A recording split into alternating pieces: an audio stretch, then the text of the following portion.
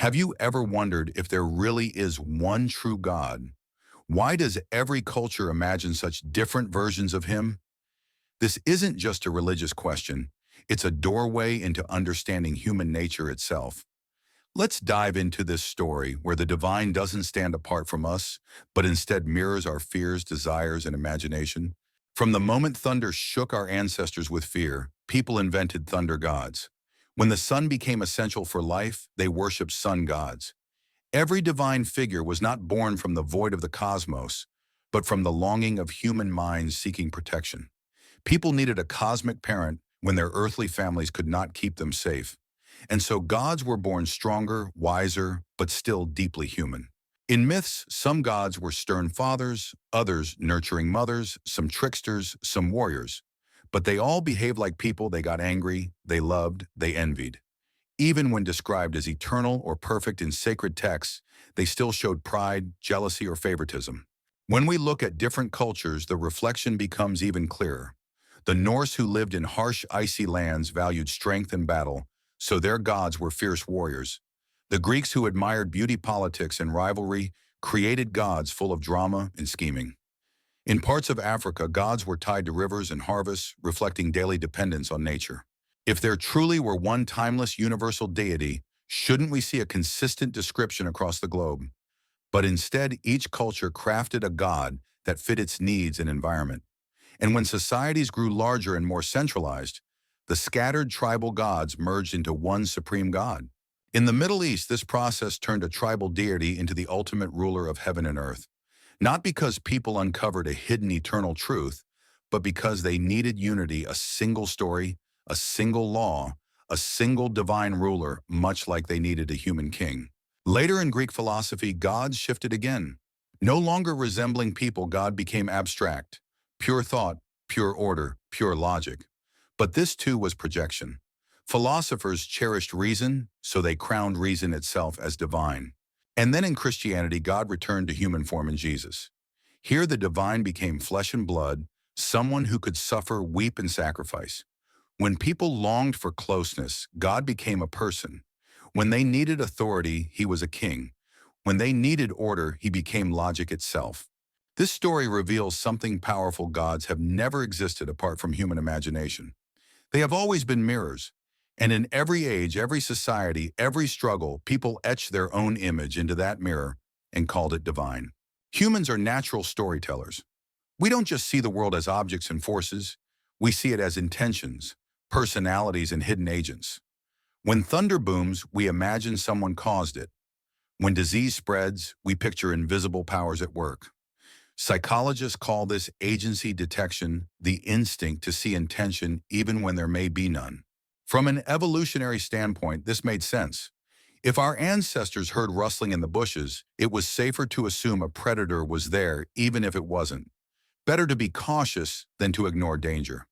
But this same instinct also led people to project intention onto storms, rivers, and stars.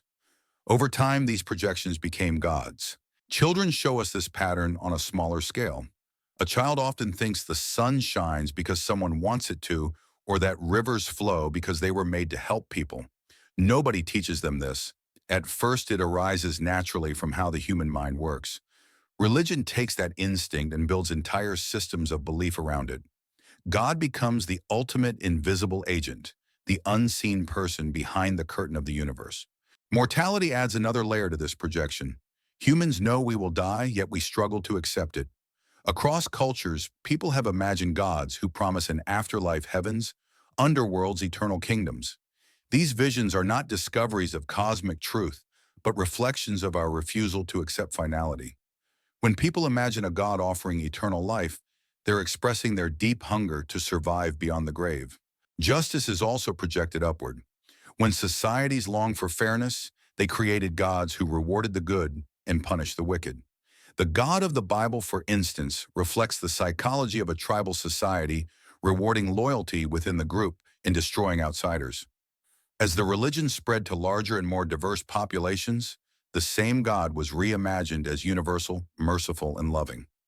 Once again, the divine image shifted with human needs. Modern neuroscience has even shown that when believers pray, the same parts of the brain activate as when we think about real people. The brain treats God as if he were another person in our social circle. That makes sense if God is in fact a projection of our social instincts. And yet these gods inherit not just our ideals but also our flaws. Many sacred texts describe deities as jealous, wrathful, or vengeful. These are not traits of perfection. They are human traits written large across the heavens. If a being were truly perfect, why would it be jealous or petty? The answer is clear because these gods were imagined by people, and people inevitably projected their own weaknesses. Even the idea of a loving God fits this pattern. We crave love, so we imagine cosmic love. The thought comforts us even when reality offers indifference. Natural disasters kill without reason, diseases strike children, and suffering cuts across the innocent and guilty alike. Yet many still project their deepest desire, unconditional love, onto the universe and call it God. The incredible diversity of gods across history makes one truth stand out. If a single universal deity truly existed, different cultures would not have imagined such radically different beings. Instead, we see thousands of gods, each one a reflection of the values, fears, and hopes of the people who created them. This diversity makes sense if gods are human projections. It makes no sense if there is one eternal, unchanging, divine reality. Even within a single religion, the projections shift over time. Early Christianity emphasized the end of the world with fiery judgment and urgency. Later, Christianity highlighted moral order, eternal life, and institutional authority. In the modern era, many churches emphasize personal fulfillment, emotional healing, and inner peace. Each stage reflects the changing needs of society, not a timeless truth.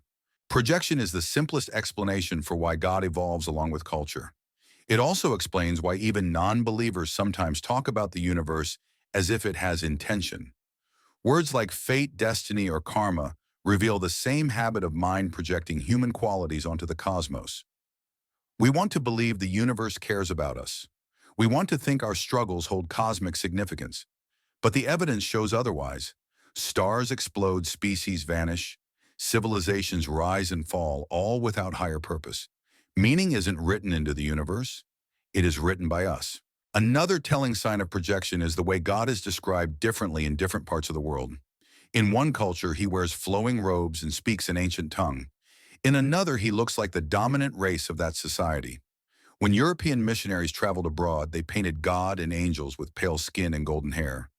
In Asia, believers imagined him with Asian features. In Africa, he was drawn with African likeness. Across the globe, God looks like the people who worship him. The same goes for cultural values. In one society, God insists on strict dietary laws. In another, anything edible is allowed. In one place, God supports polygamy. Elsewhere, he forbids it. If a divine being truly set eternal laws, those rules would not change so dramatically across cultures and centuries. Their constant shifting reveals the human hand at work. History also shows how religion has been shaped for power and control. When kings demanded loyalty, God was described as a king himself. When empires wanted obedience, God was portrayed as an absolute ruler. When churches sought wealth, they preached that God required offerings and tithes. Each image of God served human authority because it was crafted by human authority. When we look at morality through this lens, the pattern is unmistakable. Believers often claim that God is the ultimate source of right and wrong. But when we study history, morality clearly comes first from human society and only later gets projected upward onto God. In ancient Israel, for example, survival often meant conquering or eliminating rival tribes. So the text described God commanding slaughter and conquest. Centuries later, in more stable societies, God was described as valuing peace, compassion, and forgiveness. The morals shifted and the divine image shifted with them. What people needed for survival or harmony became God's supposed eternal will.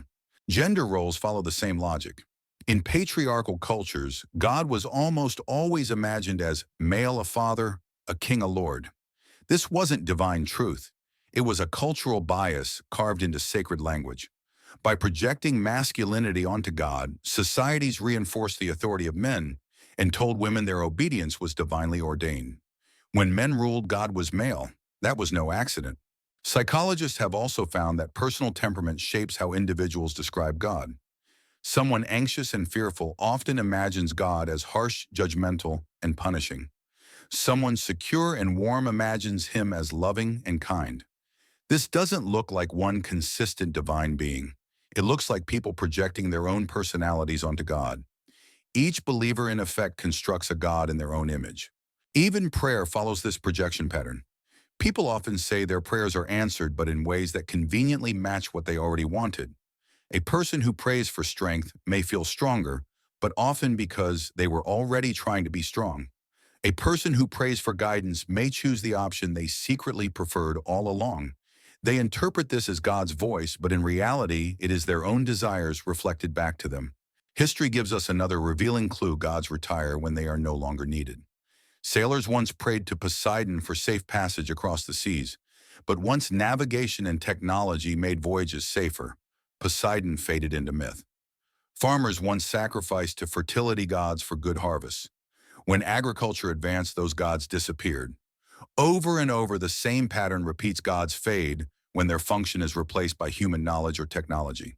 If gods were truly independent beings, why would they vanish so easily? The answer is simple. They are projections, and projections expire once their purpose is no longer useful. The grand claims about God's power also reveal the human hand behind the idea. People feel powerless in the face of storms, earthquakes, and plagues, so they imagine a being who is all-powerful.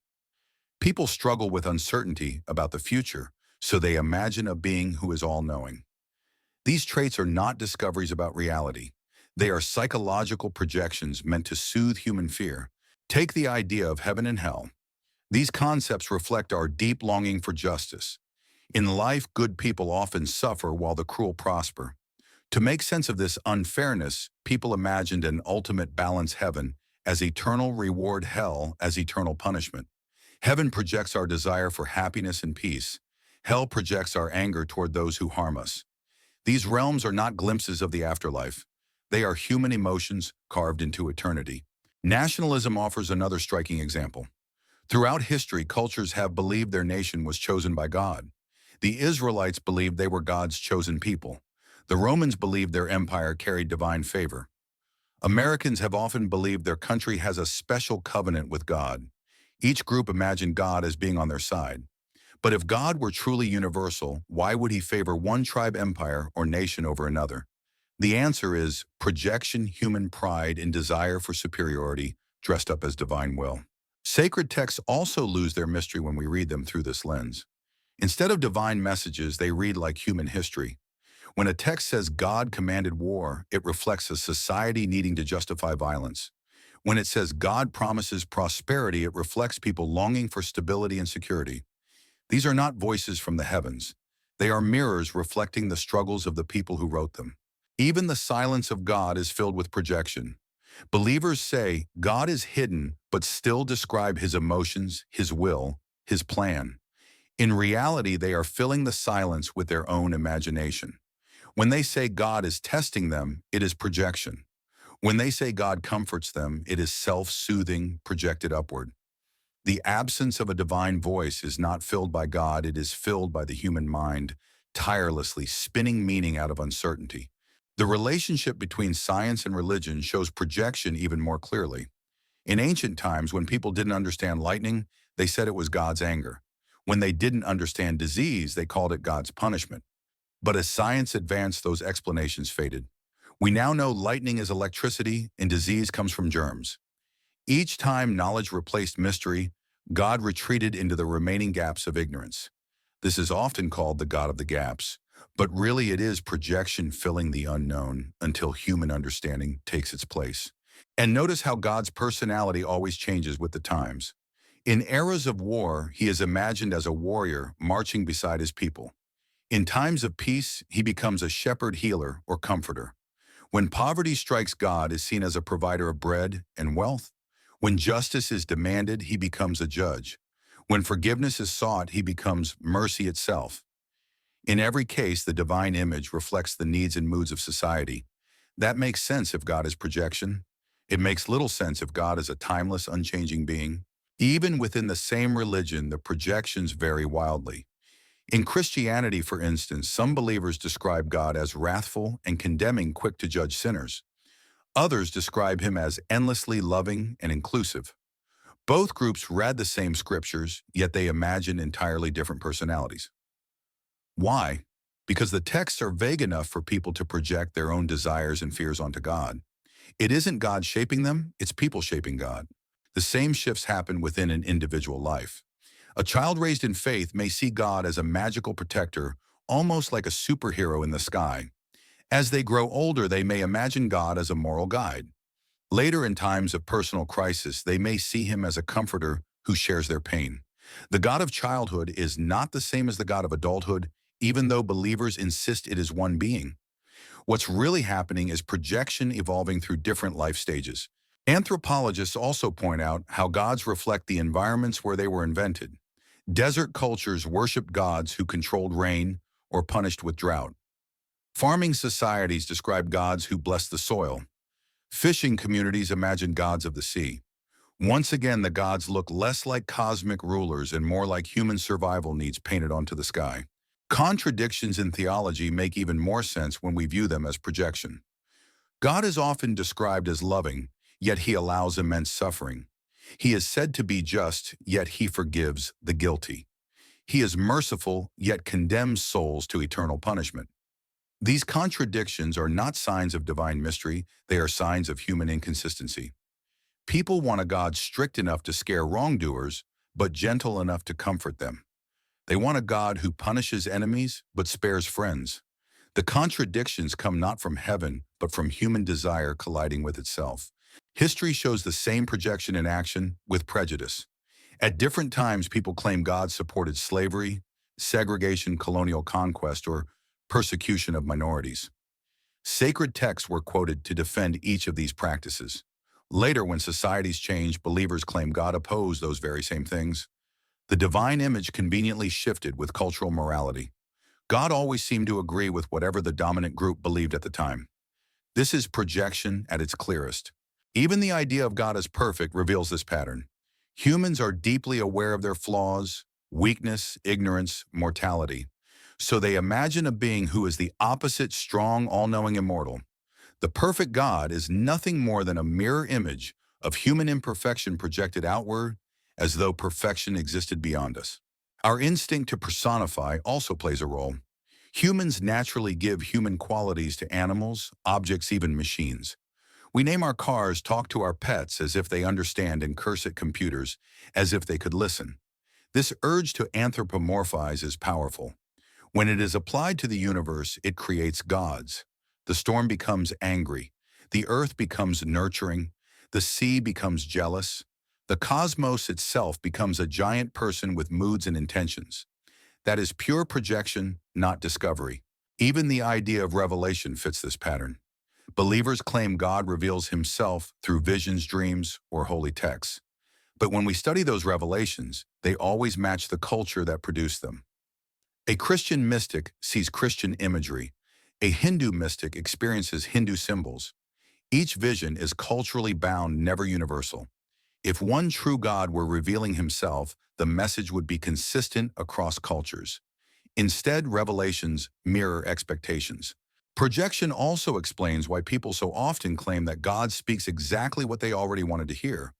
A leader who desires war declares that God commanded war. Another leader seeking peace insists that God commanded peace. The divine message always happens to line up with human agendas. God never speaks independently. He speaks through human voices, and the message always fits human interests. The persistence of belief in God is tied to this same pattern. Humans crave meaning. Even as science explains more of the universe, people continue projecting God into new spaces. Some say God is the Big Bang. Others say he is evolution. Others claim God is consciousness itself. The definition shifts constantly, always tailored to human curiosity and fear. When one version fails, a new one emerges to fit the worldview of the moment. Philosophers have long noticed this. Ludwig Feuerbach argued that God is nothing more than the outward projection of human essence, our ideals, fears, and desires reflected back at us. Sigmund Freud later suggested that God is a projection of the father figure, a cosmic parent to soothe our longing for protection.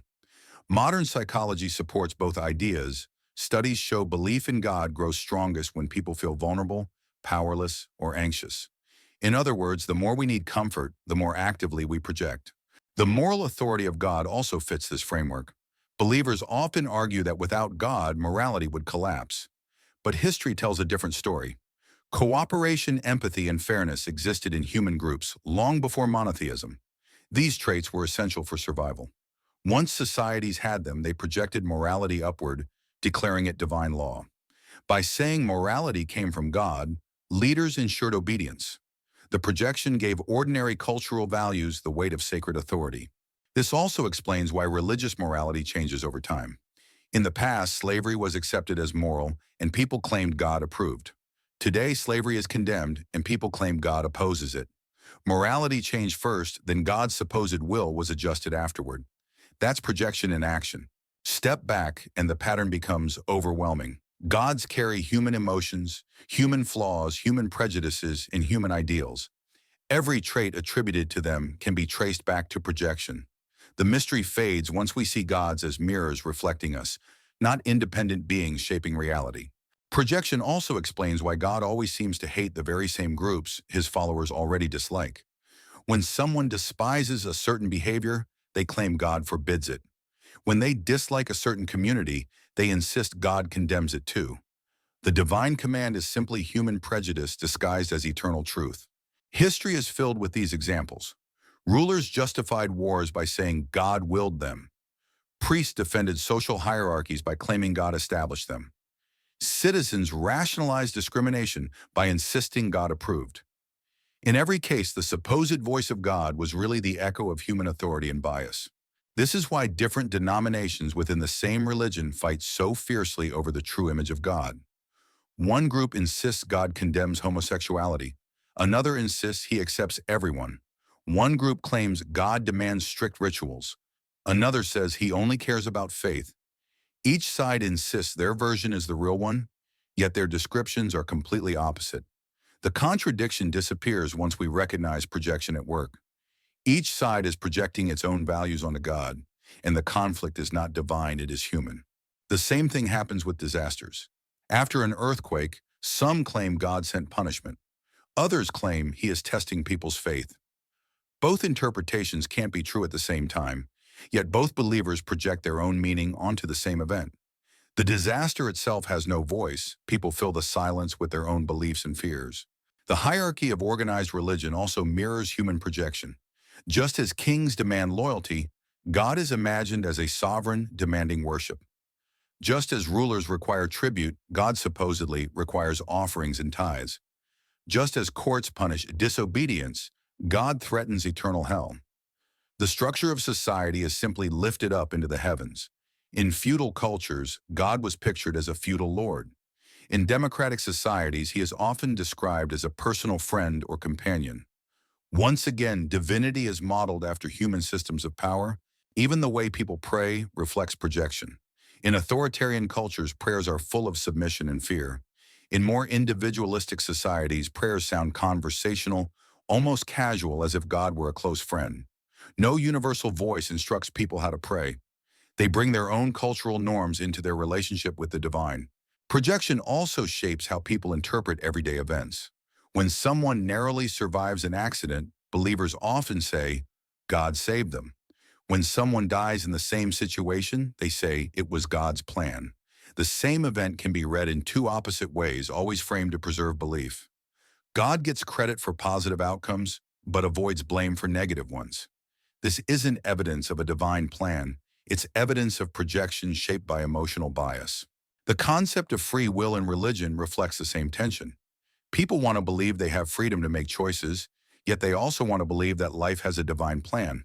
To reconcile this contradiction, they project both freedom and control onto God. He grants free will, but simultaneously determines destiny. It's not a coherent philosophy, it's a projection of conflicting human desires.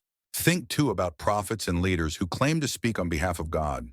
Their revelations almost always match their own political or cultural agendas. Ancient prophets who feared foreign influence declared that God demanded purity and separation from outsiders. Medieval leaders who wanted crusades proclaimed that God commanded holy war. Modern politicians who crave power claim that God supports their party.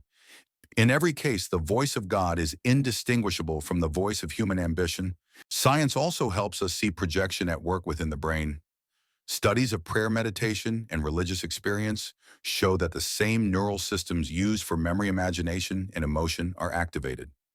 When someone feels God speaking to them, it is their own brain generating an inner voice. When they feel a divine presence, it is their mind projecting meaning onto physical sensations. The machinery of belief resides inside the skull, not in the cosmos. Projection also explains how believers interpret coincidences. If someone prays for healing and later recovers, they say God answered. If they pray for success and then receive an opportunity, they say God provided. But when prayers go unanswered, they say God's plan is mysterious. This unfalsifiable pattern ensures that no outcome ever challenges belief. In truth, it's the mind filtering random events through a lens of projection. Cultural change makes the pattern of projection even clearer. In ancient times, people believed disease was caused by evil spirits. Healing was attributed to the gods.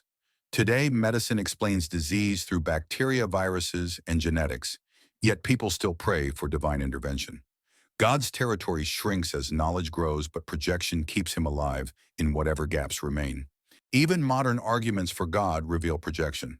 Some claim God is consciousness itself because humans value consciousness. Others say God is love because we crave love.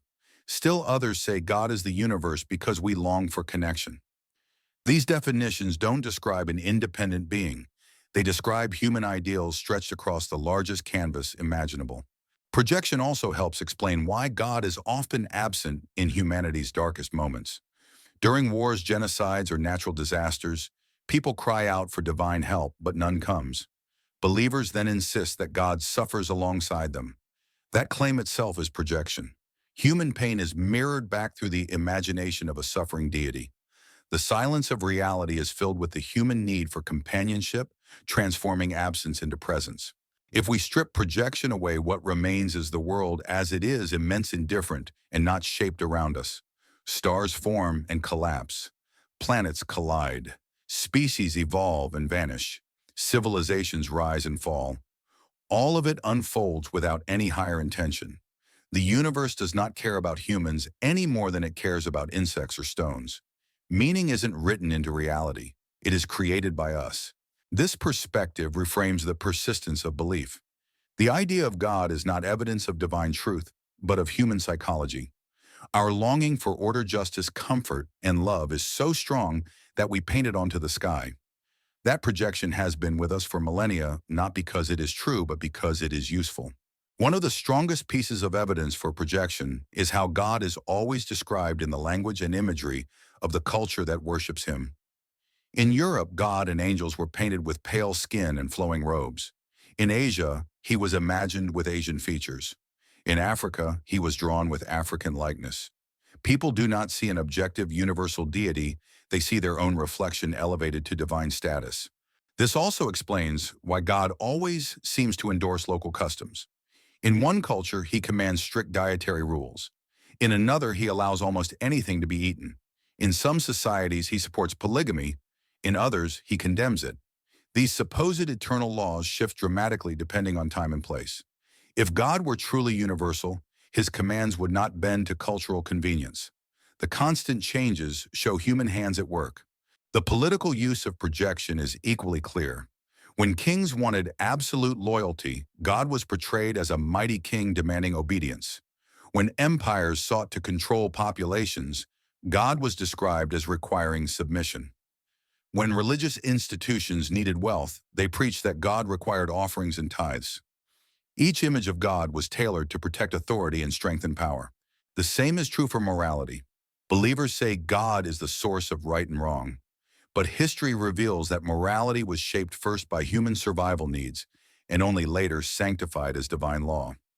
In ancient Israel, where tribal survival was at stake, God was imagined as commanding the destruction of rival groups. In modern societies where peace and cooperation are essential, God is described as loving and tolerant. Morality shifts with culture and the divine image shifts along with it. Projection even shaped gender hierarchies. In patriarchal societies, God was described as male reinforcing male dominance. He was a father, a lord, a king, never a mother or daughter. By projecting masculinity onto the highest authority, men secured their social dominance. Women were told to obey not only men, but also a male god. This wasn't divine truth, it was cultural bias dressed in sacred language. Psychology adds another layer to the picture. Studies show that people often describe God in ways that mirror their own personality and emotional state. Anxious individuals tend to imagine a harsh and judgmental God. Secure and compassionate individuals describe him as loving and forgiving. This isn't evidence of God shaping people, it's evidence of people shaping God in their own image. Each believer in effect constructs a personal deity that reflects their inner world. Even the way prayers are answered fits this model. If someone prays for courage and later feels stronger, it's often because they were already determined to face their challenge. If someone prays for guidance and chooses one path, it's usually the choice they secretly favored all along. The feeling that God has responded is simply the mind projecting its own desires, then interpreting the outcome as divine confirmation. History provides many examples of gods fading when they are no longer useful. Sailors once prayed to Poseidon for protection at sea. When navigation improved and ships became sturdier, Poseidon disappeared from daily devotion. Farmers once sacrificed to fertility gods to ensure good harvests. As agricultural techniques advanced, those gods faded into myth. Again and again, gods vanish when human knowledge and technology replace the needs they once fulfilled. The same is true for divine attributes like omniscience. Humans are deeply uncomfortable with uncertainty. Not knowing the future creates anxiety. To soothe this, people projected the idea of an all-knowing God, someone who holds every answer. But there is no evidence that such infinite knowledge exists, only evidence that humans long for certainty. Omnipotence works the same way. People feel weak before storms, plagues, and natural disasters, so they imagine a being with unlimited power to counter their own helplessness. These traits serve emotional comfort, not factual truth. Heaven and hell follow the same logic. They reflect our instinct for reward and punishment. Reality doesn't always deliver justice, the wicked often prosper, and the innocent often suffer. To balance the scales, humans projected cosmic courts of reward and punishment. Heaven is our yearning for happiness made eternal. Hell is our desire to see wrongdoers suffer carved into infinity. Nationalism provides one of the clearest examples of projection. Throughout history, nations have claimed that God is on their side. The Israelites believed they were God's chosen people. The Romans believed their empire carried divine favor. Americans have often spoken of a special covenant between God and their nation. But if God were truly universal, why would he favor one tribe, one empire, or one country over another? The answer is simple: he doesn't. People project their own pride and desire for superiority onto God, and then call it divine will. When we read sacred texts through this lens, they lose their aura of mystery. Instead of timeless revelations, they look like historical documents filled with human concerns. When a text says God commands war, it reflects a society needing to justify violence. When it says God promises prosperity, it reflects people longing for security. These writings are not messages from beyond. They are mirrors reflecting the needs of those who wrote them. Even God's silence is filled by projection. Believers often say God is hidden, yet they describe his will, his emotions, his plan in great detail. In truth, they are filling the silence themselves. When they say God is testing me, it is their own struggle projected upward into a divine lesson.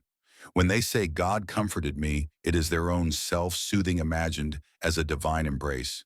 The silence isn't filled by God, it is filled by the human mind working overtime to create meaning. The same process explains why God changes whenever science explains a mystery. Lightning once symbolized divine wrath. Today it is understood as electricity. Disease was once seen as punishment from heaven. Now it is understood through medicine. With each discovery, God retreats further, reduced to the shrinking gaps of human ignorance. This God of the gaps is not evidence of divinity, it is evidence of projection. Whenever humans face the unknown, they project God into the blank space. As knowledge grows, the projection fades. If God were an independent being, each discovery would reveal him more clearly. Instead, every advance replaces him. That pattern shows that the idea of God comes not from nature itself, but from the human imagination interpreting nature. Projection also explains why God always seems to shift with the emotions and circumstances of his followers. In times of war, he is imagined as a warrior. In times of peace, he becomes a shepherd or a healer.